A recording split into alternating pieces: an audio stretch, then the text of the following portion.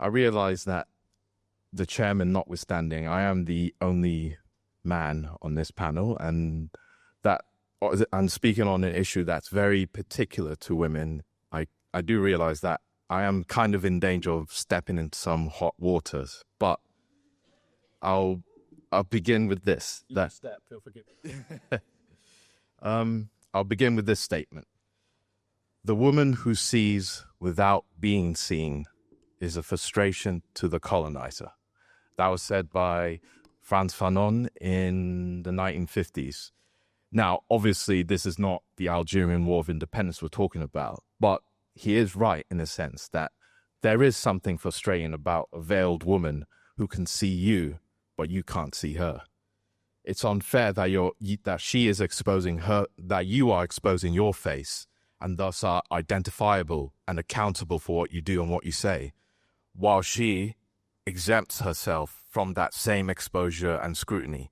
You don't feel like you're having a reciprocal interaction or relationship with that person. Indeed, many things can be said about the Muslim face veil. After all, you're right. It's not just a merely piece of cloth. It is very symbolic. That it is regressive, absurd, and misogynist. All that is true. The idea that women should be shrouded from public view and be contained exclusively to the private sphere because of religious dogma, modesty, and a weird patriarchal, paternalistic idealization of women as precious yet fragile flowers that, if exposed, can easily be overwhelmed by flies. A troubling view that society should not endorse.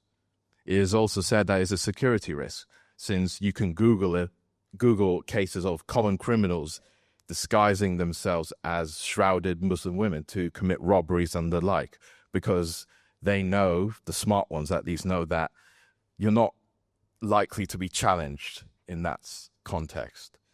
That the niqab, it's also said that the niqab and the burqa makes integration and accommodation more difficult.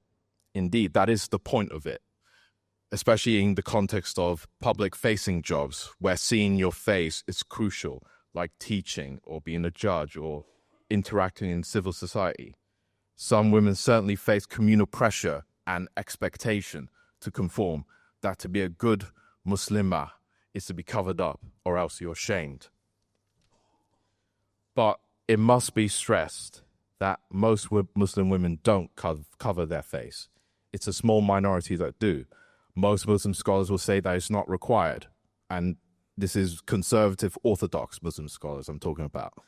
Many of its strongest opponents are Muslims, whether religious or irreligious. So for all these criticisms, why should it not be banned? As a matter of principle, I am generally uneasy with the idea of a state intervening into the personal sphere, especially in regards to clothing.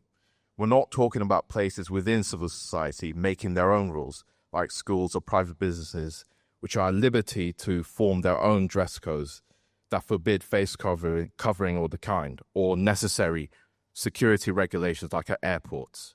We're talking about a blanket ban imposed by the state that will penalize, even criminalize, individuals, such as fining them, as Italy has recently proposed with its proposed burqa ban.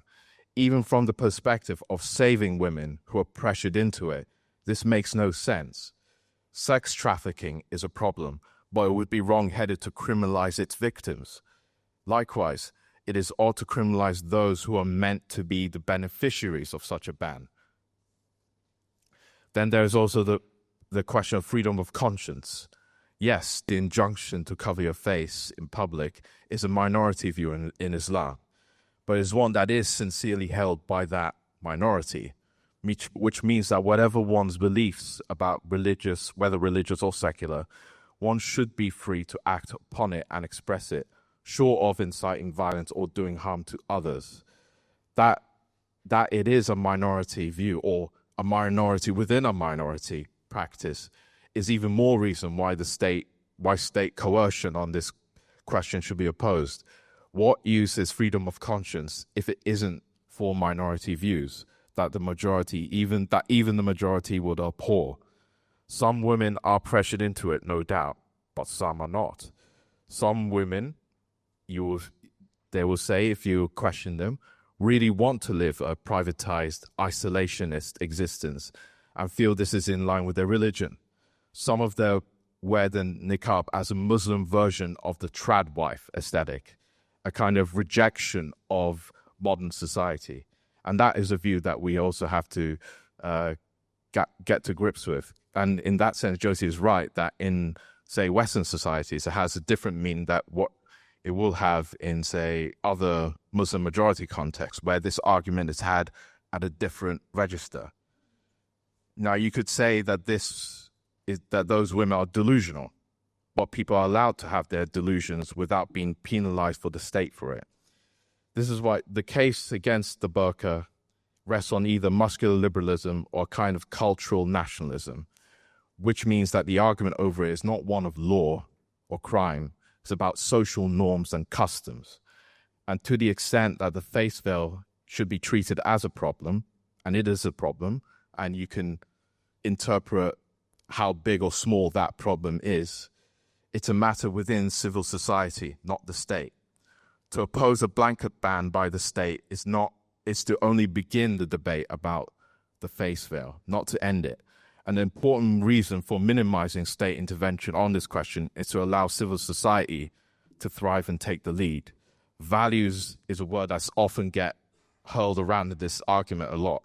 Values do not emerge through the state from above, but through the civil society from below, where ideas and beliefs can clash with one another, and individuals can truly shape the society and form a consensus within it. And it is in that sphere that I think this argument should be held within civil society, not the state. Ralph, thank you very much.